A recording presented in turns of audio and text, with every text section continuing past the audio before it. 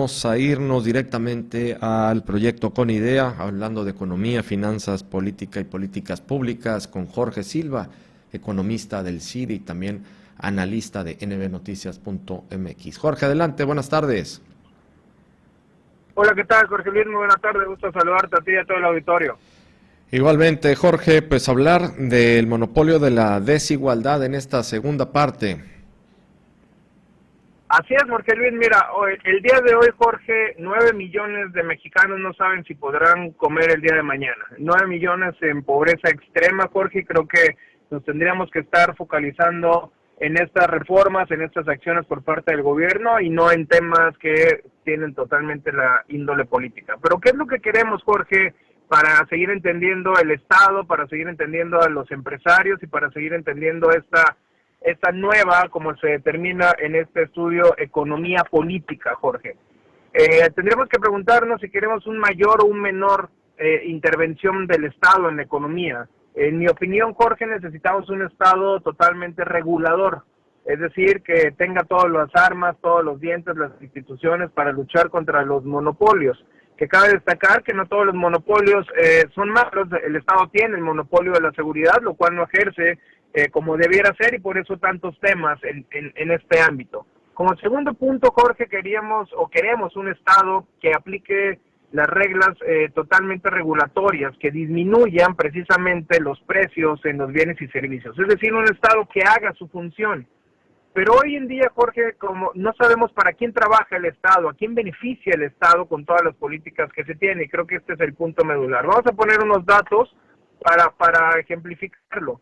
Hoy, Jorge, la proporción de la riqueza nacional por parte de tres sectores, el gobierno, los hogares y las empresas privadas, el gobierno ha disminuido del 2003 al 2020 del 23% al 9%, Jorge, de la riqueza nacional. El 9% solamente.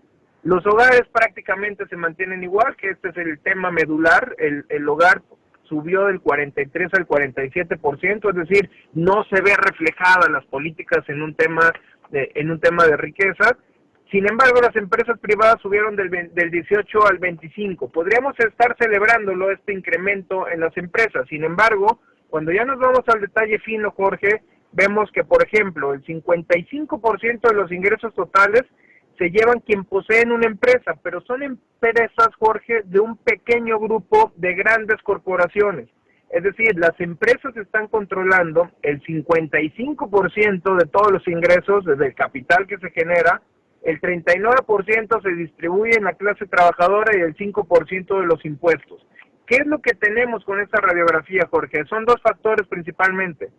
A partir de los 80, los 90, las privatizaciones, y en las últimas 4 décadas, más de 1,000 empresas públicas, Jorge, fueron privatizadas. Es decir, a hoy, el último dato, 2020, solo hay 66 empresas públicas, Jorge. Por lo tanto, tenemos que concentrarnos en dónde está el control de estas empresas. Y aquí surgen las palabras concesiones, licitaciones y los permisos.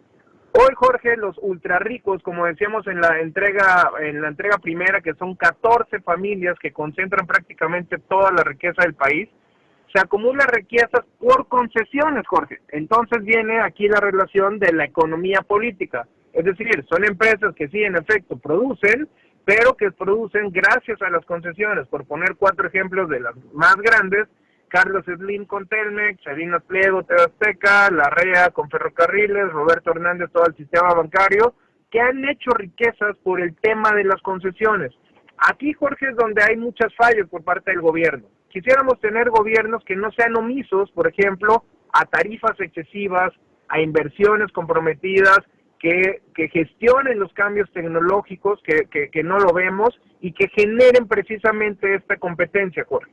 No se cuenta con una buena política de competencia en el país. Lo que ha traído, que es lo lamentable de este análisis, que con esto cierro, es el bajo beneficio, Jorge, social que tienen las concesiones.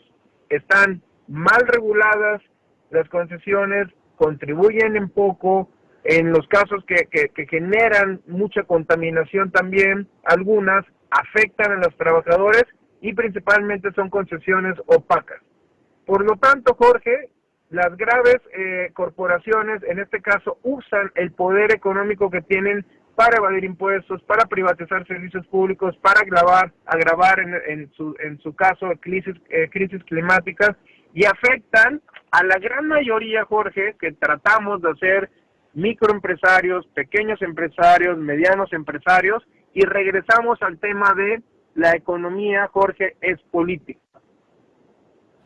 Sí, te escucho con atención, Jorge, en cada uno de los puntos que comentas, que bajas, y sí, coincido. Sin embargo, bueno, pues esto es parte de lo que es el capitalismo puro y duro, que no es exclusivo de nuestro país, hay que decirlo, que gran parte de América Latina, en muchos países de Europa, incluso me atrevo a decir que en Estados Unidos y en Canadá, obviamente con mucho más igualdad y menos disparidad que en que los países latinoamericanos. No nos vamos a meter a hablar de África porque, bueno, África es otro tema y si hay una disparidad abismal. Y bueno, Asia, dependiendo en qué partes podamos tomar como medida. Pero el buen ejemplo de esta disparidad es América Latina en general.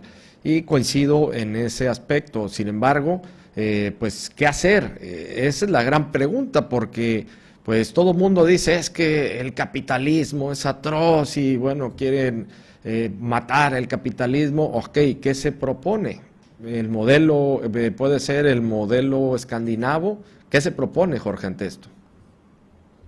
Sí, Jorge, en este caso lo que se propone es que el nuevo Estado mexicano, Jorge, realmente asuma sus funciones como regulador, y te pongo 5 casos. Una, realmente hacer reformas fiscales que pueden ser más redistributivas, que ganen más en tu día nosotros como trabajadores, el general grueso de la población.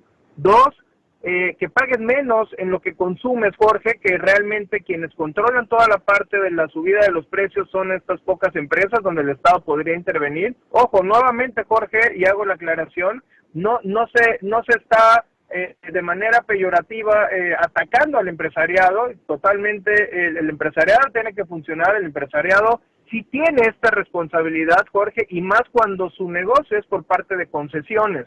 No es lo mismo, Jorge, como lo decías, en sistemas capitalistas donde no son concesiones, probablemente lo llegan en algún momento, pero son nuevas tecnologías, son que están en lo más alto de la parte de las innovaciones, con patentes, con nuevos inventos, y no nada más unas concesiones por parte del gobierno. Por tercer punto, te diría, cuidar que sea que tengamos nosotros la conciencia de que sea un beneficio o una elección de beneficio, que la riqueza sea para quien la trabaje, Jorge. Yo creo que es un ideal que todos queremos. Entre más trabajas, 14, 17 horas, y de repente seguimos con los mismos salarios, creo que esa parte es la que podríamos empezar a analizar, y que pague y repare más, Jorge, en este caso, quien hace temas para medio ambiente que contamina. Es decir, Jorge, no es un tema para apuntalar que los empresarios son los malos, para nada. Al contrario, creo que mucha de la economía de México se ha sostenido por parte del empresariado,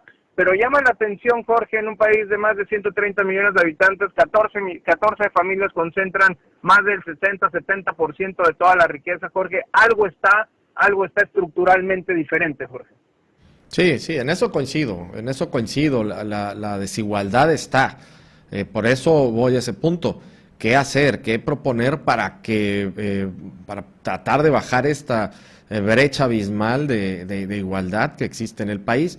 Y algo, para cerrar yo también, Jorge, porque nos tenemos ya que ir a otros temas, pero algo que sí le reconozco a este gobierno es que desde el sistema recaudatorio, desde el SAT, ha hecho pagar a muchas de estas empresas de multimillonarios que realmente paguen los impuestos que deben de pagar y que no hagan estrategias ahí dilatorias y que patean los impuestos que tienen que pagar año con año, los patean a pagarlos quién sabe cuándo, y muchas de ellas así lo venían haciendo y no ingresaban a las arcas públicas porque pagan miles de millones de pesos. Eso sí hay que reconocerles, Jorge. Así es, Jorge. Abonaré, si me permite, la próxima semana sobre este tema recaudatorio, Jorge, porque han salido ya bibliografía, ya temas que sí se pueden comprobar de cómo grabar precisamente a la parte que conocemos como economía informal sin perjudicarlos, al contrario, con un esquema totalmente de ayuda social, Jorge, que yo creo que por ahí tendremos que empezar a innovar. Sí, no, eso es un temazo, eso es un tema fundamental, porque el 60% de la economía del PIB nacional y sobre todo de la población económicamente activa, pues está afincada en la economía informal. Entonces, bueno, pues es un boquete a la finanza pública o a las finanzas públicas, la informalidad. Pero vamos a verlo la siguiente semana, Jorge, como siempre, muchísimas gracias. Gracias a ti, Jorge, un saludo a ti y a todo el auditorio, muy buena tarde. Igualmente, muchas gracias a Jorge Silva, economista del CIDE y también analista de nbnoticias.mx. Vamos a